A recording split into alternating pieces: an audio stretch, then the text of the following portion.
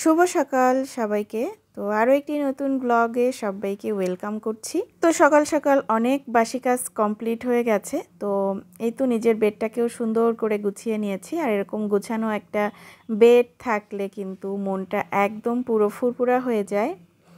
আর এই তো বিছানা ঝাড়ার সময় আমি রিমোটটা ড্রেসিং টেবিলের ওপরে রেখেছিলাম। আর ড্রেসিং টেবিলের লুকটা একটু চেঞ্জ করে দিয়েছি।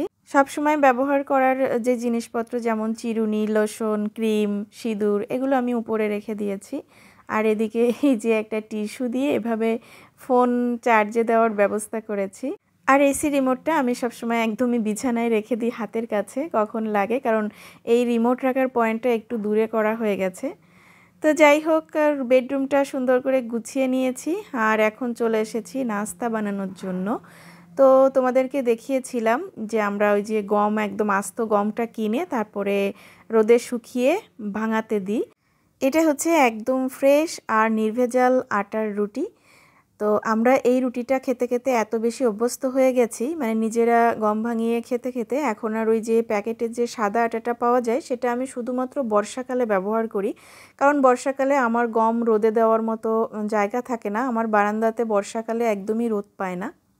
সেজন্য বর্ষাকালটাতে আমরা এই প্যাকেটের আটা কিনি। তো তোমাদেরকে দেখিয়েছিলাম 5 কিলো আটা কিনেছিলাম, তো সেটা আমরা বর্ষাকাল ভোর খেয়েছি। এখন আবার যেহেতু রোদ উঠেছে, তো সেজন্য এখন থেকে আবার এই আটার রুটিই খাবো। তো হাজব্যান্ডকে দিয়ে দিলাম খেতে, আর আমার জন্য একটু সুপি নুডলস তৈরি করেছি। আমার রোজ রোজ একদমই রুটি খেতে ভালো লাগে না, আর সেজন্য আমি মাঝে মধ্যে একটু নুডলস খাই বা ওই যে ভাত ভাজি করে খাই, আবার কখনো দেখা যায় যে পাউরুটি খাই। তো আমার খাওয়ার আসলে ওরকম নির্দিষ্টতা নেই। যাই হোক, সকালের নাস্তা করার পর এই তো এখন কাপড় চোপড়গুলো তুলে নিব। এগুলো গতকালকে নেড়ে দিয়েছিলাম, তো সেগুলো আর তোলা হয়নি। এগুলো তুলে আবার ভাঁজ করে রাখতে হবে। আর এই বেডরুমটা আমার একদম গোছানোই থাকে, কারণ এটা গেস্ট না আসা পর্যন্ত এই রুমে তেমন কোনো কাজই হয় না। তো একটু ঝাড়াঝুড়ো করে রাখি, তাছাড়া এলোমেলো হয় না। আর আমার ওয়ার্ড্রোবটার মাথার উপরে অনেক জিনিসপত্র আমার রাখা লেগেছে, কারণ আমার বাসায় তো ফার্নিচার আসলে খুবই কম। অনেক কিছু প্রয়োজন আছে, কিন্তু সেগুলো আসলে এখন করতে পারছি না এই মুহূর্তে, হয়তো ভবিষ্যতে করব যদি সেরকম হয় আর কি। তো যা কিছু আছে একটু সামলে রাখি। আর এদিকে আমার হাজব্যান্ড এখানে কাজ করছিল ল্যাপটপে, তো তার ল্যাপটপ এই যে সব এরকমভাবে রেখে গেছে। তো আমি এখন একটু এখানে বসে বসে নাটক দেখব, আর তার সঙ্গে কিছু তরকারিও কেটে নিব। তো নর্মালি আমার এখানে বসে বসেই আমি তরকারি বা যে কোনো সবজি সকালে তো কোনো কিছু রান্না করি না তেমন একটা। দুপুরবেলার জন্য সবজি কাটাকুটো সব কিছু আমি এখানে বসে বসে একটু টিভি দেখি আর করি। এতে করে আমার একাকিত্বটাও কাটে, সময়টাও খুব ভালো কাটে। কিছু একটা দেখি আর তার সঙ্গে এই যে হাতে এভাবে করে কাজ করি। তো এইভাবে নিজের যেমন করে সুবিধা হয় তেমন করেই আর কি চলার চেষ্টা করি। তো এই শাকগুলো কে কে চিনো? এটা তিতা টাইপের একটা শাক, ব্রাহ্মী শাক বলে আমাদের এখানে। তবে আজকে এই শাকটা আমি রান্না করব না, এটা আমি আগামীকালকের জন্য আর কি কেটে রেখে দিচ্ছি।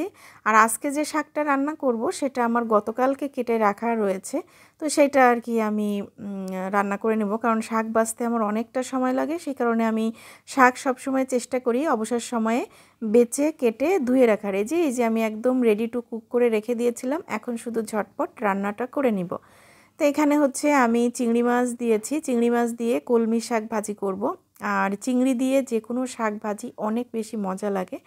বিশেষ করে শাক পাতা আমাদের তো খুবই ফেভারিট, আমার হাজব্যান্ড এবং আমি দুজনেই শাক সবজি অনেক বেশি পছন্দ করি, যার কারণে তোমরা হয়তো আমার ভিডিওতে ভুনা, মাংস এই টাইপের খাবারগুলো কম দেখো, কারণ আমার হাজব্যান্ড সবজি লাভার একজন মানুষ, তো সেই জন্য বেশি আর কি সবজি করা হয়। মাঝে মধ্যে শখ করে একটু ভুনা ঠুনা এসব আর কি করা হয়। বেশি করে রসুন দিয়ে শাক ভাজি কিন্তু অনেক মজা। তো এটা হতে থাক। আর এদিকে আমি কচুর ফুলগুলো একটু ভাপিয়ে নিচ্ছি, এটা ভাজি করব, এটাও ভাজি করব। তো এখানে প্রথমে দিলাম সরিষা ফোড়ন, তারপরে দিলাম চিংড়ি মাছ, এরপরে দিচ্ছি ভাপিয়ে রাখা কচুর ফুল, দিচ্ছি লবণ, হলুদ, আর এর ভিতরে দিব একটু তেঁতুলের রস। তো আমি কিছুটা পরিমাণ তেঁতুল একটু ভিজিয়ে রেখেছিলাম, তো সেটাই যে এখন একটু এভাবে চেপে নিলে এর থেকে রস বেরিয়ে আসবে খুব সহজে। এটা দিয়ে দিলে আর গলা চুলকাবে না, আবার একটু টক টক স্বাদ লাগবে। তো সব মিলিয়ে যেহেতু এতে চিংড়ি মাছ দেওয়া আছে, সাথে একটু টক দিয়ে দিলাম, একটু ঝাল ঝাল টক টক চিংড়ির একটা ফ্লেভার। তো অনেক মজা লাগে। এই কচুর ফুলের একটা নিজস্ব ফ্লেভার আছে, কিন্তু যারা কচুর ফুল খেতে ভালোবাসো তারা অবশ্যই বুঝবে। তো এই যে ভাজিটা হয়ে গেছে, তো কচুর ফুল ভাজি আর কলমি শাক ভাজি দিয়ে আজকে দুপুরের খাবার দাবার কমপ্লিট হবে আমাদের। আর এই তো আমি এখন একটু জাম্বুরা ভর্তা করছি এখানে। তো কাঁচামরিচ দিচ্ছি একটু বিট লবণ, আর দিব সরিষা বাটা।